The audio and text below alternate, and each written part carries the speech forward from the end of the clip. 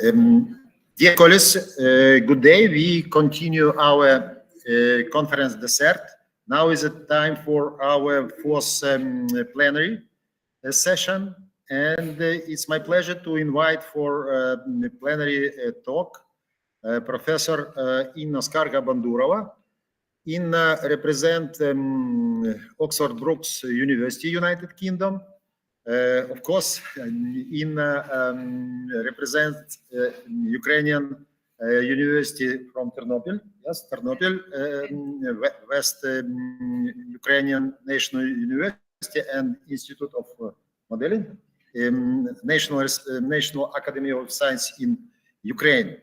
And Inna a lot of time work in area artificial intelligence, in application AI for medicine, for other systems.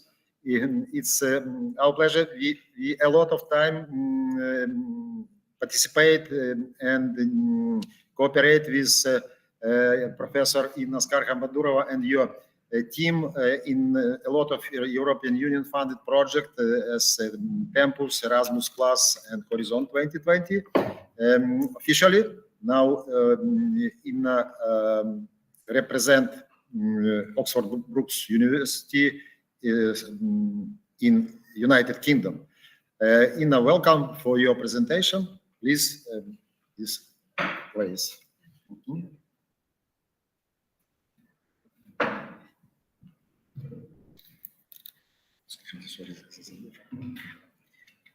Thank you for the so warm introduction, and I'm so sorry for the delay today. There are some strikes, so thank you very much for your patience, and hope you will enjoy my presentation today. Before I start, first of all, I would like to say my highest appreciation for all of you who are present here and online and offline, of course, and our colleagues from Greece who organized this event, and of course my highest appreciation to my kind friend Vyacheslav Harchenko, who invited me here. So I have the opportunity to share our experience, some projects that we are engaged in and that we are actually working on them. So let's probably start. Yeah, if I. No? Oh, okay.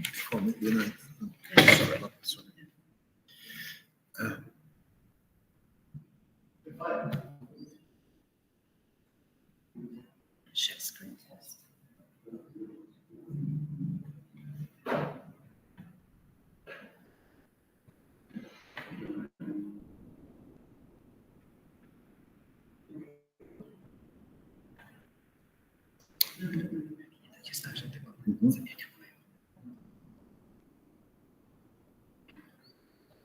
Dear colleagues, do you hear us and do you see presentation? Yes. Everything's okay. Okay, thank you. Welcome. Okay, so the topic of my presentation will be about the mechanism of autonomous decision-making in self-governing robotic systems. So I'd like to share our experience with this really interesting area.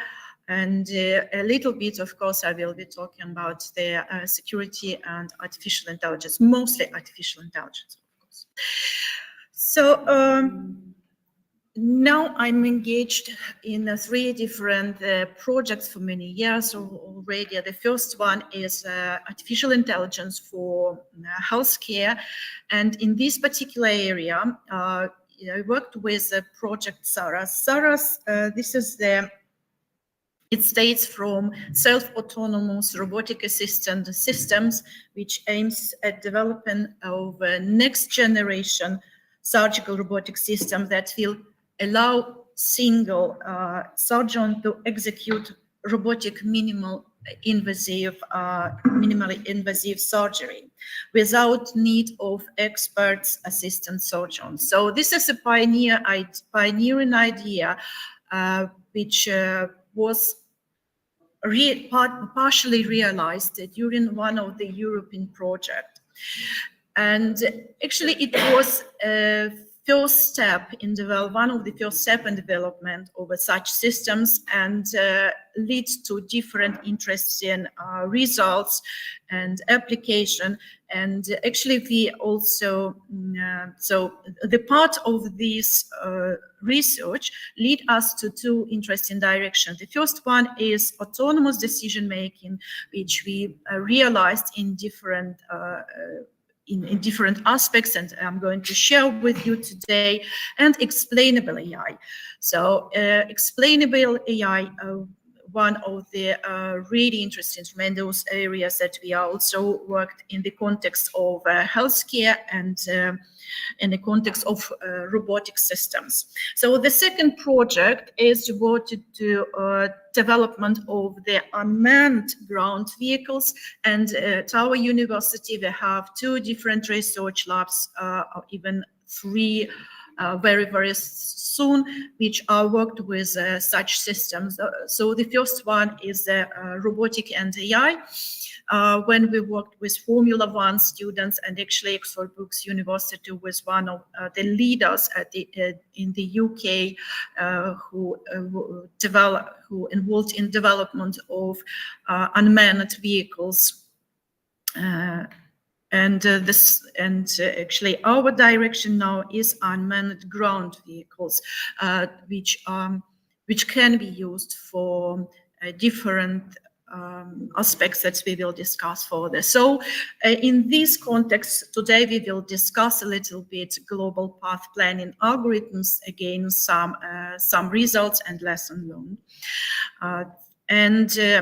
Some other directions which we are engaged right now is the temporal distributed attacks against video-based action recognition, which can be really, really important in terms of different unmanned ground and air vehicles as well. And the third direction, as I said, this is the exploring vulnerability and resilience of critical infrastructure in face of large-scale disruptions, which we are working with our Ukrainian partners and partners from the countries. So today I will stop on two interesting topics. The first one, autonomous decision-making and global path planning in the context of different aspects of artificial intelligence and security. So first of all, since we are talking about autonomy, we need to mention about what autonomy actually is. And the first thing that's normally autonomy is associated with some specific self-governing behavior.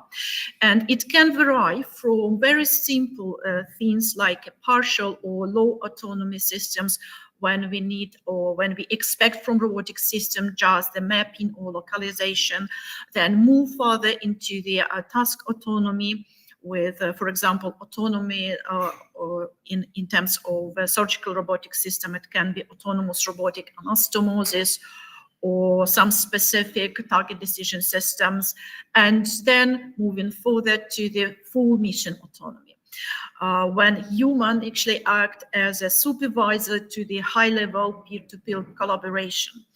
And what is interesting here is that the top level of autonomy assumes full situation awareness, which is not reachable yet, but it also taken into account self-goal setting, which also not covered yet with our algorithms and artificial intelligence systems, and there are a really, really wide area for our research and also task realization. So for task realization, this is the area when robotic systems actually play a really important role, and they are really successful.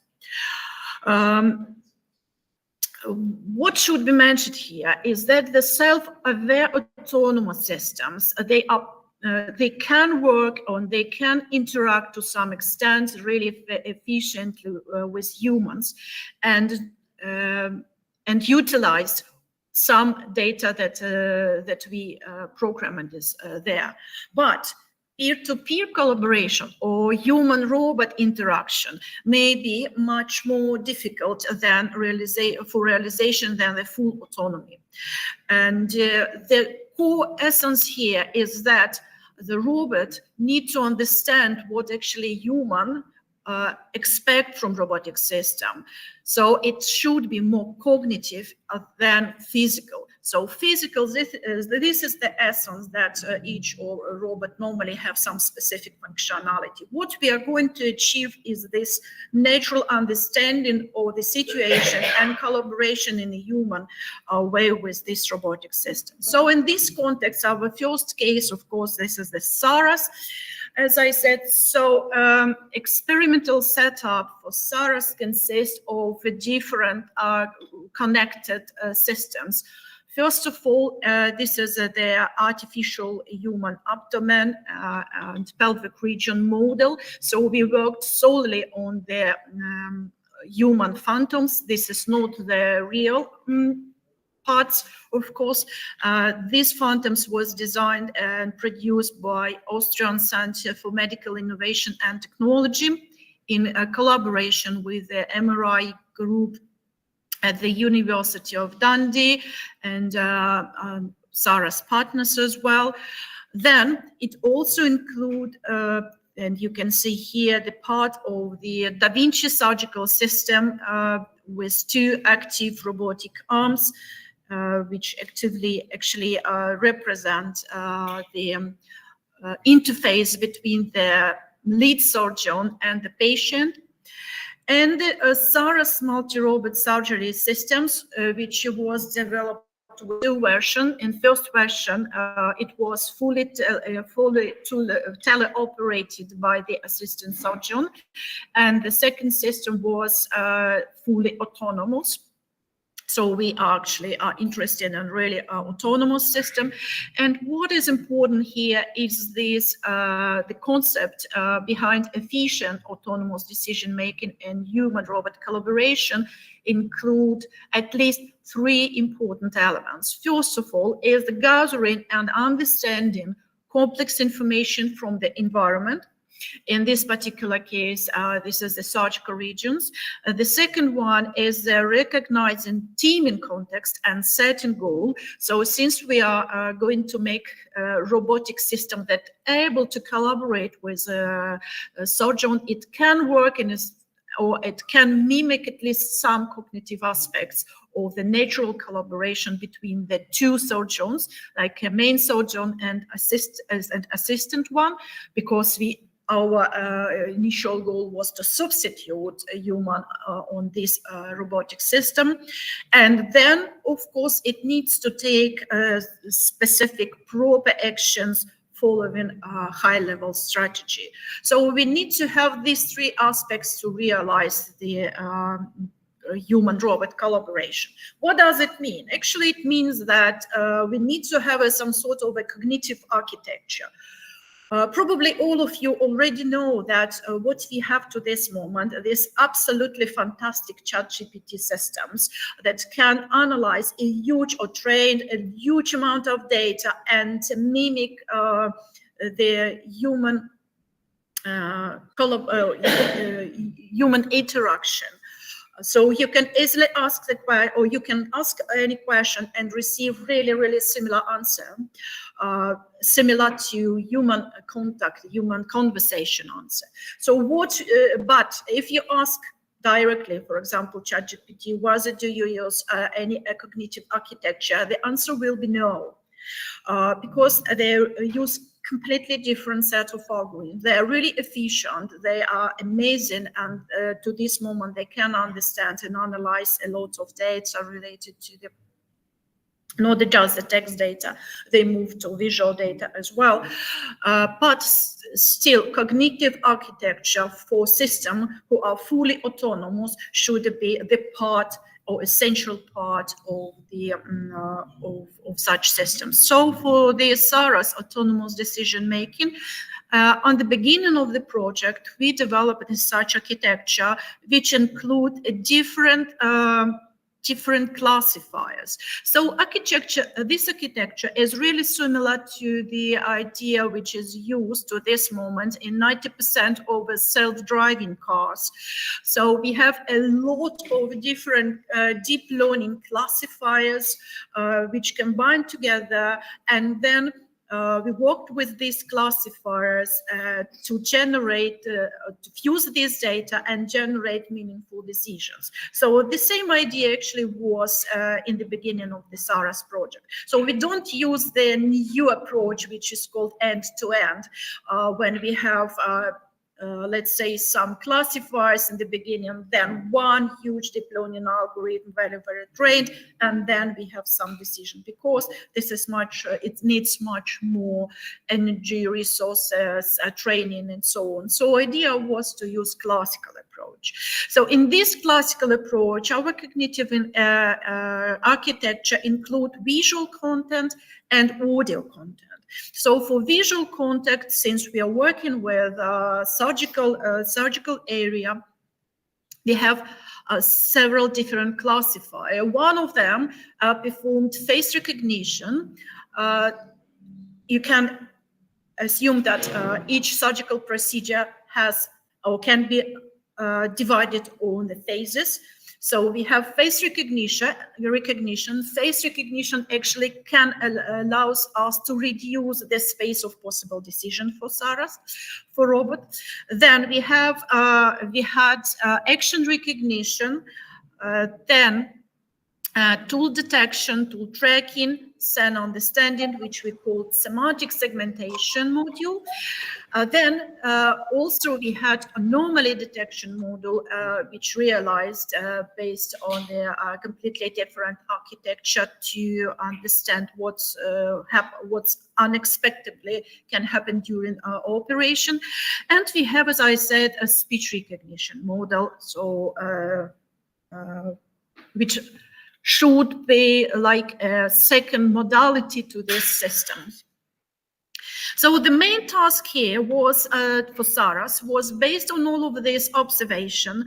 System should generate some specific decision about what to do and what is really important, when to do. So specific action at the specific moment of time based on analysis of all this current situation.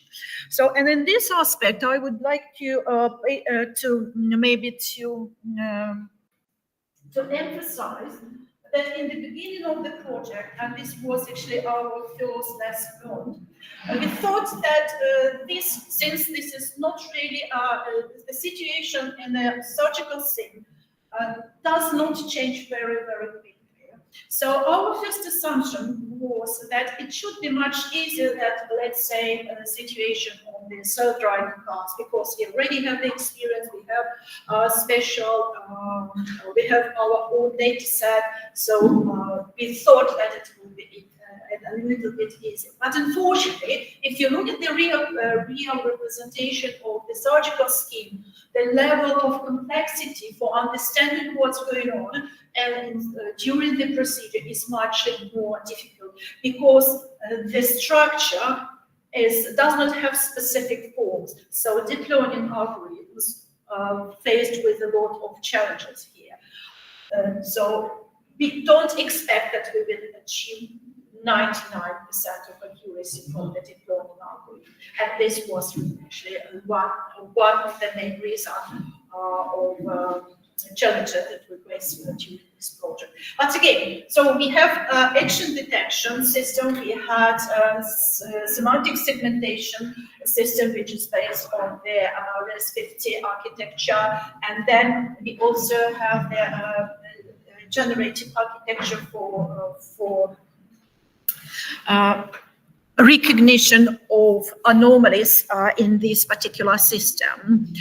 So what we generate at the end and how it can be represented is that we had a set of all available alternatives and decision strategies to task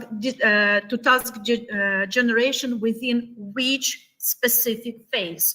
So we track different objects with different deep learning algorithms, and then, as I said, for each specific phase, we have a very, very limited number of task alternatives which allowed to be permitted to this specific for our robotic systems.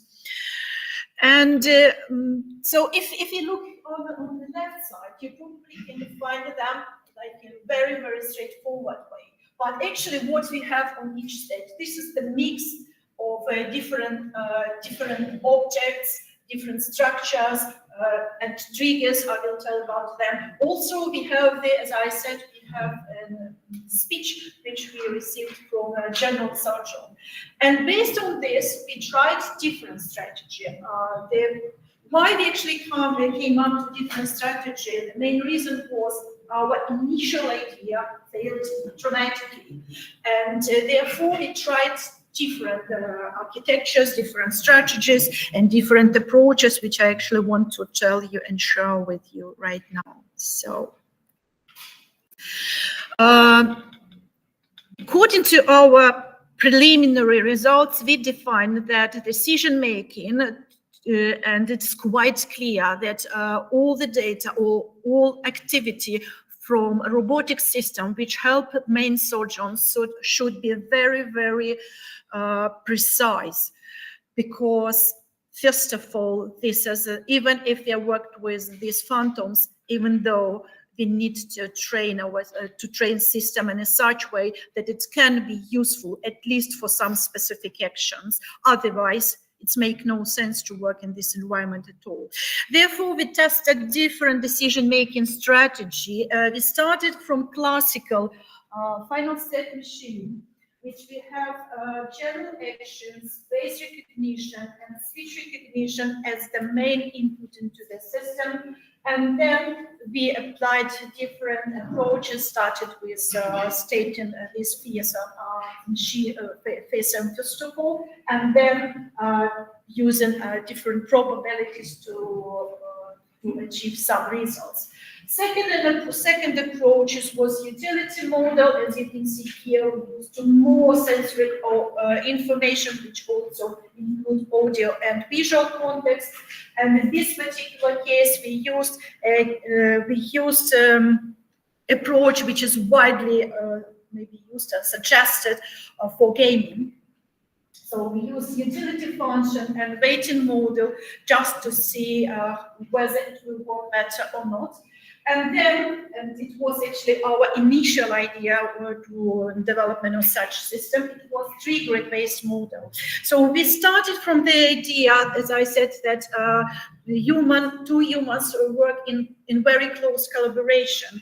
And teaming actually means, especially surgical teams, means that assistant normally can predict for the actions from the main surgeon, and timing and the precise of the action that they provide is really crucial. So we thought that probably there are some signs from main surgeon, then we can catch up on our videos and then use these signs for development really successful model. We spent a lot of time to find these signs during surgical procedure. We found them, but I will stop a little bit more to explain what we have here. So trigger actions, face, anomaly, speeches, send this whole information we use for our third model. And finally, we came up to the formal logic model. And this is like, the classical situation when we are building artificial intelligence. We tried all of the possible ways, and at the end, and the umbrella of AI, we have if-then system. So we also have this if-then system like a benchmark to check which one works actually better. So this is our first strategy. As you can see, we have FSM here, which utilize information from action detection and speech recognition module. And so it is based on the idea that, as I said, all our procedure divided on the phases. So on each phase, we actually trigger since we recognize specific phase, we have really clear algorithm what to do next. Switch to step 1, step 3, step 4, then again recognize phase and move between these phases. This machine realized that transmission between states once the new action is recognized. It was not really successful, but to some extent, if we assume that Sojourn never returned to previous stage, to some extent it can be acceptable theoretically, but practically there are a lot of challenges because this is the real world situation, and sometimes they need to return to the specific actions. Therefore, it is some sort of extension of FSM. It was this utility-based model when we have specific decisions and then their scores, like, as I said, in game and environment. Each action has specific weight, plus and minus, and based on this, on the combination of these score, this system able to make a decision. But again, since this is just an extension, it means that we cannot return to the previous phase, and it was the main limitation for this model. Therefore, trigger-based model, our initial and the most basic idea, was realized, you can see here the 4 different classifiers: object detection, action recognition, phase recognition. Then also we have the anomaly detection. Anomaly detection, as I said, was realized using different architecture, and therefore it was this information about the anomalies was just used on the fusion stage, and then separate classifier which recognize speech, which we achieved from the main subject.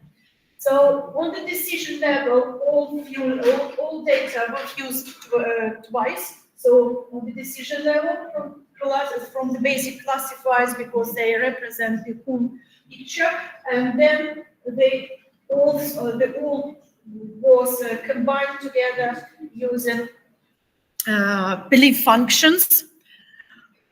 But so this is the main representation or the main idea behind the triggering events. So system just, or Sarah just played for action triggers. So if we find some specific action like shaking or pointing on this specific area with instruments and recognize this, then Sarah's just like using the feedback and perform specific action. So let's say if Sarah made a circle or specific shaking, then you move in specific directions.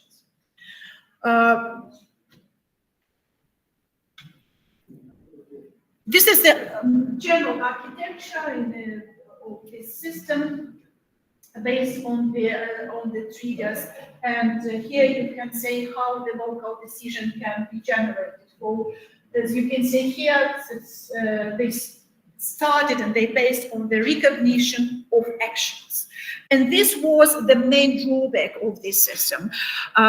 Because what we found after trainings, lots of trainings, because we did our specific data set, is that the triggering events, comparing to all the events that normally persist in this or exist on this system, are very, very rare. The most, let's say, if surgical procedure can be long, 45-minute long, or we can detect triggers only 3-5 minutes. So these triggers is definitely not enough to train a system that can recognize them. So we need to have maybe a specific environment to do something else. So we need to extend maybe videos and improve our recognition accuracy. And our main idea was, of course, to improve size of a safe surgical training data set to have the better decisions. After After understanding this limitation, we came up with several possible decisions. The first one, of course, the data augmentation, and this is really good approach when you work with artificial intelligence, with data for machine learning. So actually there are two different directions. First one, increase your data set, and the second one is to work with your model, change model, their architecture, maybe training time and so on. So higher parameters. But one of the research that they reached 94% of accuracy after data augmentation, so we focus on this direction. So our team was divided into parts, one work in a classical manner, one work on the increasing data set, another work on the improving deep learning algorithms. Then we also thought about the gesture standardization. So not just because actually it was 5 videos and 3 different surgeons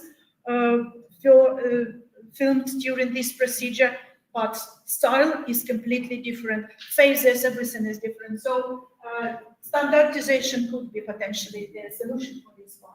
But then we have the conversational protocol, and again standardization, the voice or commands for all the surgeons. Unsupervised, semi-supervised approaches also were tested, and then the good idea was to use 3D trackers and kinematics data. We did not do this due to limited time there for this project, and our final decision was combination of trigger-based and general activity model. So what we actually did. Our initial model, as I said, was based on the trigger, and in case if we find or if we are able to detect triggers, then according to our scheme, everything worked really good because specific trigger determines specific action, and trigger-based model in this particular case can generate some decision. But we also found that not just the triggers was the problem with in these systems. Action recognition, due to complexity of the environment, was also there, very, very challenging. But we found out that semantic segmentation model or recognition cell elements works pretty good. So we decided to switch or to combine 2 different ideas together and to base our second part on the semantic segmentation model. In this particular case, we recognize surgical instrument and organ or region. So organs or regions, they are changed to specific to some extent. So sorry, I need some water.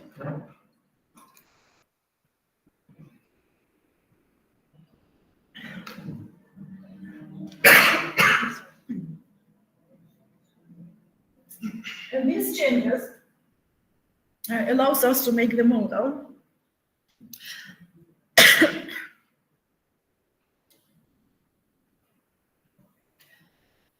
And what results we actually achieved from this last model and from this combination?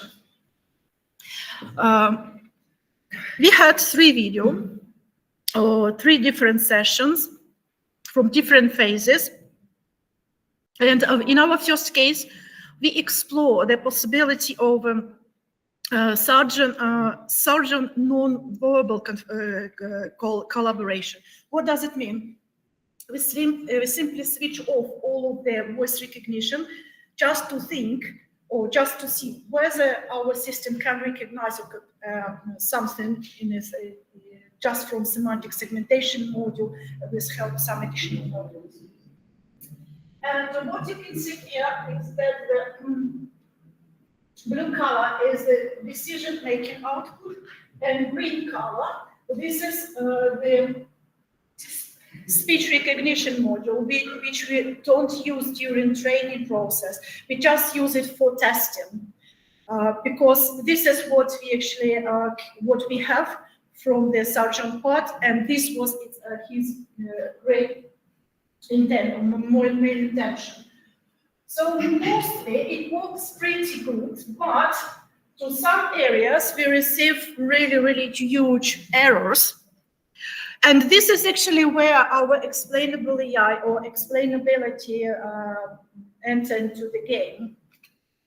And so, as you can see here, for some specification from 11 minutes, we have the command from the surgeon like the prostate, but instead our decision-making module generates the grasp the catheter action.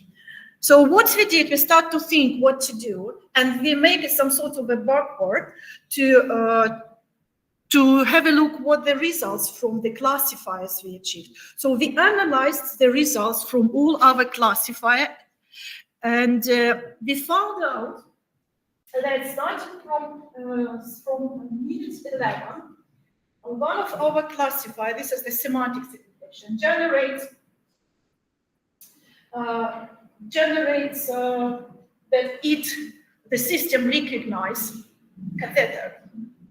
So it's wrongly recognized catheter, and therefore this wrong recognition leads to the wrong command from decision-making module. What is interesting here is that as a human being, we are absolutely fantastic in recognition objects. So we believe to our eyes.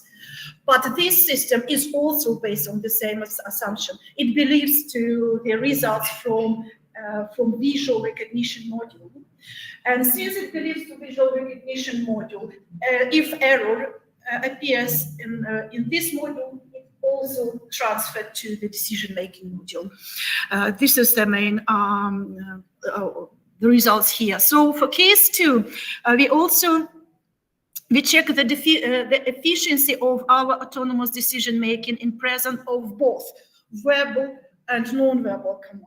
So in this particular case, we use speech recognition module.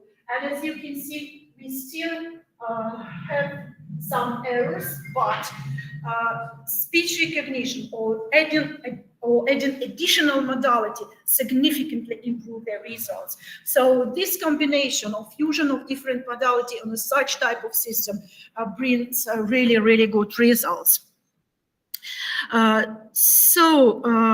What we learned actually, first of all, we tested different decision-making strategies separately to choose the best one. Our results show that quality of recognition is one crucial component for establishing efficient decision-making policy. All perceptual elements drive efficiently in the decision-making process. Then we need to take into account the current level of recognition, because if we are working with self-driving cars or robotic systems, to provide the highest level of safety, first of all, system should generate really high level of accuracy. Moreover, even if you achieve 96 or 97% of accuracy, there is still 3% of errors, and it means that you definitely need to make some sort of a backward analysis and also involve explainable artificial intelligence to be sure that your model recognize right things, that data set is big enough and it provides you, and this is not the systematic error.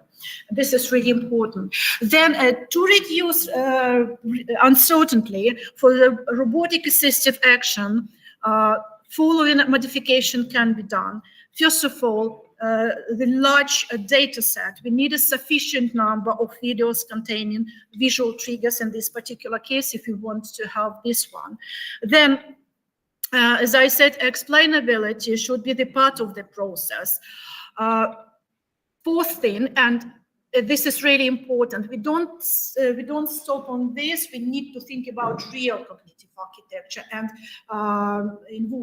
introducing them into this system. But again, first thing first, first we need to have the good recognition rate, and the measure and reinforce the key decision generated by the robotic system also should be one of the direction here.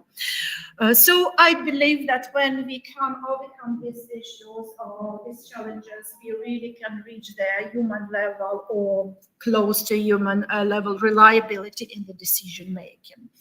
So I very, very quickly, if you allow me, just move very, very shortly through our second case. It was the teledoc. This is the system which we realized for finding the pathway during the warfare scenarios. So again, when we are dealing with self-driving cars, but a self-driving robotic system that deliver some goods from point A to point B. To the specific of this task, as I said, when we have some unexpected events, we cannot use classical algorithms due to some circumstances related to the replanning. So what we have done so far, you can read out the paper. This is the first step. I will not stop because lack of time, just very, very quickly. So our goal in this direction was the development and practical implementation rerouting global path planning algorithm. And we started from this delivering, so from the Bresenham-based global path algorithm on grid maps. So why we use Bresenham for this particular cases? Because during the warfare scenarios, we are not really interested on the closest path, but we are interested on the safest path. And moreover, when we have some events that should be avoided, so our main goal to deliver food, maybe some medicine, using this unmanned car in safe way, in such way that it should be safely deliver all of this good. Therefore, we did some specific work. We started from Bresenham-based global path planning. Then we also moved to the we used several SOM architectures for this as well, which allows us to improve this algorithm. And finally, we delivered the global path replanning algorithm for emergency response on battlefield by using Internet of Battlefield awareness, situation awareness data. So yeah, I think you can read our paper. If you have this question, I'm more than happy to answer on the improvements that have been made. The first one is using this Bresenham line algorithm, of course, because in normal scenario they don't use, but as I said, they can allow to move near the walls or near the buildings. The second improvement was that we use state machine, which reduce number of cycles as well. And finally, when we faced with a problem of time or calculation time, we suggested this work as well, the approach when algorithm automatically can choose the direction, and it significantly improve the results. So this is probably all from my side. If you have questions, no, not all, just the final point. And I like this slide too much, so I can't stop. Sorry for the delay again. So you probably know that the sayings, but just to say it again, the factory of the future will have only 2 employees, a man and dog. The man will be there for feed the dog, and dog will be there to keep the man from touching equipment. So in spite of this saying, I would say that we are on the beginning of this, on this really amazing and really interesting way. So we have a lot of challenges, ethical, technical, and many other issues that we need to to face, and we need to improve. But even though, if you're interested in this direction, that I'm more than happy to collaborate in this or any other direction. So please, let's be in contact. Thank you very much. Thank you very much. Dear colleagues, we work in offline and online modes. Hence, we can ask a few questions, but not a lot because we have not a lot of time. Welcome. A few questions. I check online, maybe.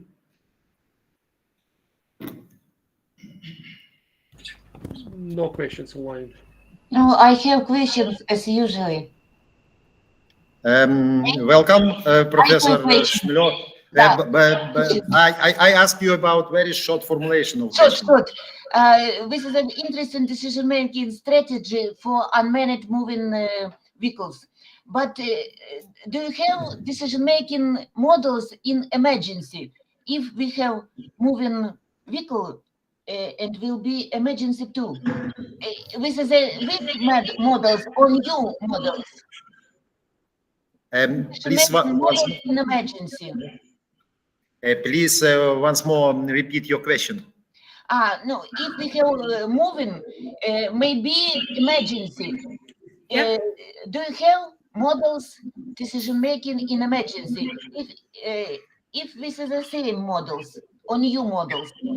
Yeah, this is completely new models. Thank you very much for this question. Yeah, if you are talking about the second model, that this is definitely the new one. Because it takes into account several new, so this is the combination, of course, with some existing models. Yeah, but if you're talking about involving SOM, that to this moment, our experiments demonstrate that unfortunately, the current level of technology does not allow us to use SOM, but in the future, it's definitely one of the best approaches. So I think... Understood. Very interesting approach. Very interesting. Thank you. Thank you. Any other questions? Thank you. Okay. Let's thanks once more Professor Inna Skar-Habadurov. Thank you very much for your presentation. Dear colleagues, now we will continue our conference in two modes, in offline and in online. I would like to ask all moderators of parallel session, please 5 minutes later, let's continue our work according with this program. Sorry for delay, but I hope we will form all our program completely. Thank you very much once more. And now we use links to parallel session, and the first session will be offline in Athens. Thank you very much. Have you any questions? No, and I would like invite all of our participants tomorrow on our fifth plenary session. We will start as usually at 9 a.m. Welcome and see you again. Thank you.